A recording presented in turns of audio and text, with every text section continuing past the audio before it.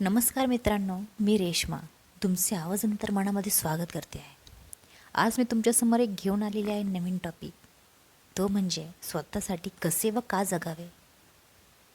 खरंच का जगावे याचं उत्तर तुम्हाला व्हिडिओ पूर्ण बघितल्याशिवाय मिळणार नाही.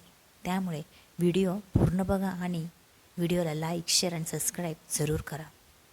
तर दिवसातलं किती तास तुम्ही स्वतःसाठी देतात आणि किती तास तुम्ही लोकांसोबत बोलतात. दिवसाला 24 तास असतात. त्यातील आपण कितीही ठरवलं तरी जास्तीत जास्त 6 ते 7 तास आपण लोकांसोबत बोलतो. मग ते कोणते असू द्यात. त्यानंतर काय, त्यातील 90% वेळ आपल्याला स्वतःसोबत घालवायचा असतो आणि तोच खूप कठीण असतो. कारण आपल्याला स्वतःसाठी सांगण्यासाठी वेळ असतो, पण जेव्हा आपल्याला स्वतःसोबत वेळ घालवायचा असतो तेव्हा आपण कारणं देत बसतो, स्वतःला बिझी ठेवतो. त्यात जे आपल्याला नाही आवडत ते करतो आणि ती गोष्ट इग्नोर करतो. पण असं तुम्ही किती वेळ करणार? थोड्या वेळ फक्त. जेव्हा तुम्हाला स्वतःसोबत घालवलेल्या वेळाचा कंटाळा येणार नाही ना, तेव्हा तुम्ही खऱ्या अर्थाने स्ट्रॉंग व्हाल.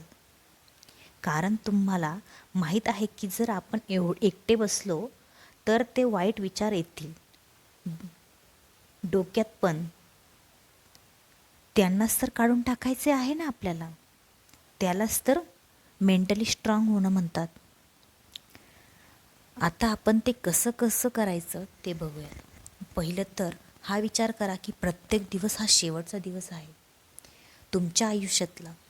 जर असा विचार तुम्ही केलात तर तुम्हाला कसलंच टेन्शन राहणार नाही, कुठला स्ट्रेस राहणार नाही.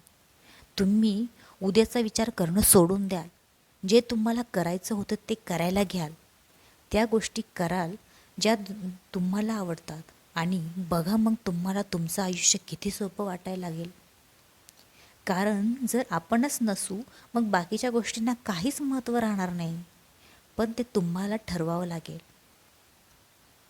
नसेल जमेत तर तुम्हाला जमवावं लागेल. माइंडसेट बदलावं लागेल.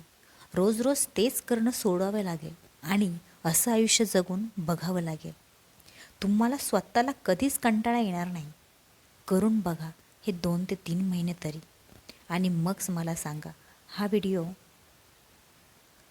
नक्की बघा आणि जास्तीत जास्त लोकांपर्यंत पोचवा.